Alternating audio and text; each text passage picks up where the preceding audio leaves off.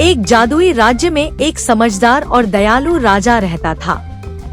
उसके बगीचे में एक सुनहरा सेब का पेड़ था, जिसके सेब हर रात गायब हो जाते थे। राजा परेशान था और उसने चोर को पकड़ने का निश्चय किया। उसने अपने 3 बेटों से पेड़ की रखवाली करने को कहा। सबसे बड़े बेटे ने पहरा दिया, लेकिन वह सो गया। दूसरे बेटे ने भी कोशिश की, लेकिन वह भी नाकाम रहा।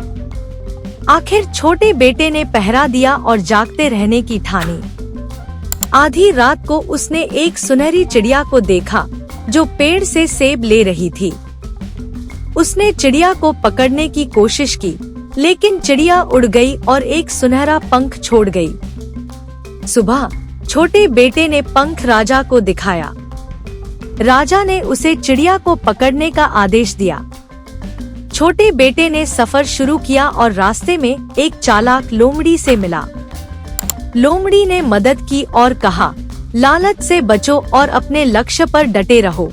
दोनों ने खतरनाक जंगलों और नदियों को पार किया और उस जादुई महल तक पहुँचे, जहाँ चिड़िया रहती थी। छोटे बेटे ने चिड़िया को पकड़ लिया। चिड़िया ने कहा, मुझे छोड़ दो, मैं तुम्हें खजाना दूंगी। लेकिन बेटे ने मना कर दिया। वह जानता था कि पिता की इच्छा सबसे ज्यादा जरूरी है।